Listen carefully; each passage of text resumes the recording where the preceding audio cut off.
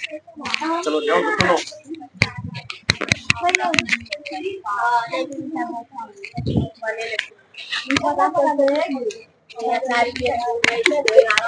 देखो इसमें है ना, सुनो ध्यान से। इसमें बताते हैं समास। समास का मतलब हुआ कि जब दो या दो से अधिक पद आपस में मिल जाता है तो उसको समास कहा जाता है। पूछा जाएगा समास का भेद। समास का होता है 7 गो भेद। पहला जो होता है उसको कहा जाता है अव्ययी भाव। पहला कहा जाता है अव्ययी भाव समास। उसके बाद होता है तत्पुरुष समास। तत्पुरुष समास। उसके बाद होता है द्वंद्व समास। उसके बाद द्विगु समास। उसके बाद है कर्मधारय समास। इसमें हो जाएगा बहुव्रीहि समास। फिर क्या है नए समास। देखो अब यही भाव समास का मतलब हुआ कि जिस समास का पहला पद क्या हो, पहला पद, जिस समास का पहला पद प्रधान हो उसको कहा जाता है अब यही भाव समास। इसमें प्रति लगा रहता है या उप लगा रहता है या अथा लगा रहता है या आ लगा रहता है, ये सब जहाँ लगल रहेगा उसको कह देंगे अब यही भाव समास। जैसे प्रत्येक में अब यही भाव समास, प्रतिदिन, प्रतिमास, प्रतिवर्ष, ये सब अब यही भाव समास। उपराष्ट्रपति हो गया, यथाशक्ति हो गया, यथा संभव हो गया, आजन्म, ये सब हो गया अब यही भाव समास।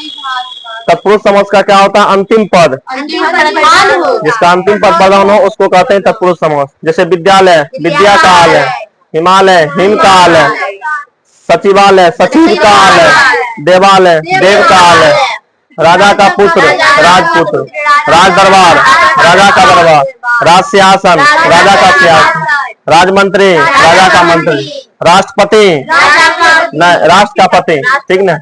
अब देखो द्वंद्व समास में क्या होता है, इसका दोनों प्रधान होता है, इसका दोनों प्रधान हो उसको कहेंगे द्वंद्व समास। जैसे माता पिता, भाई बहन, माली मालिन, जन्म मरण, पाप पुण्य, राधा कृष्ण, भात दाल, जो जोराम रहता है, भात दाल है जो जोराम रहता है, चावल दाल भात दाल वही हुआ जो जोराम रहता है उसको कहते हैं द्वंद्व समास। द्विगु जगह हम लगे कि गिनती आता है, गिनती, इसमें गिनती पता चले, ठीक ना। जैसे त्रिफला 3 फलों का समूह, त्रिभुज में द्विगु, त्रिभुज में भी द्विगु, त्रिफला में भी द्विगु, चौराहा, पंचभुज, पंचवटी, नवरात्रि, त्रिलोक, चतुर्भुज, जिसमें गिनती का बोध होगा वो जाएगा द्विगु समास में। महादेव देखो इसमें क्या होता है, इसमें विशेषण और विशेष है, विशेषण और विशेष, विशेषण और विशेष का मेल होता है, इसको कहा जाता है कर्मधारय समास। महादेव में महान है जो देव, गोल है जो घर गोल घर, महान है जो काल महाकाल, महान है जो आत्मा महात्मा, महान है जो पुरुष महापुरुष, सत जन सत है जो जन, यानी कि जो आदमी सत पर चलता है उसको कहा जाएगा सज्जन, सत है जो जन। बहुव्रीहि में इसमें कोई भी पद प्रधान नहीं होता है बल्कि सामान्य अर्थ को छोड़कर विशेष अर्थ को बताता है, उसको बहुव्रीहि समास कहा जाता है। जैसे आएगा बिना पानी, जिसके पानी में बिना हो उसको कहेंगे बिना पानी अर्थात सरस्वती। चक्र पानी, जिसके पानी में चक्र हो चक्र पानी, ये हो जाएगा विष्णु। चक्रधार चक्र का धारण करने वाला ये भगवान विष्णु हो जाएगा।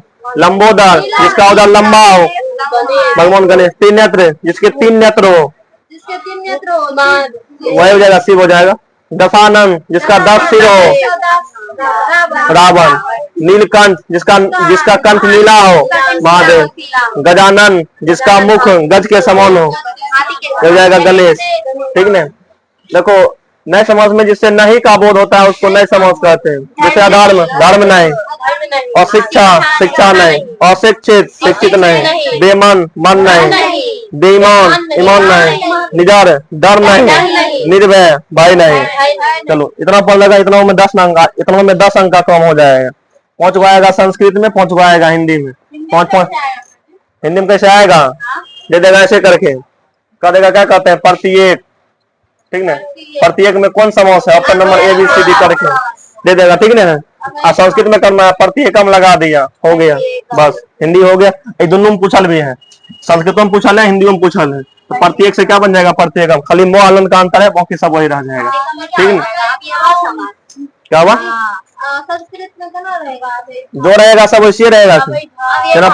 प्रतिदिन है प्रतिदिनम लग जाएगा, प्रतिमासम लग जाएगा, आगे पीछे भी लगवाने लगेगा ना। जैसे उपराष्ट्रपति का उपराष्ट्रपति हो जाएगा, जो खाली है, जो पीछे जरा पीछे में कोई मात्रा नहीं लगा हुआ है, हर सही दीर्घ है, उसमें खाली आराम से मौस हटा देना, ठीक ना। चलो ये देखो क्या कहते हैं, असंभव खाली ना है, असंभवम हो जाएगा, खाली मौ लगा देना है बाकी।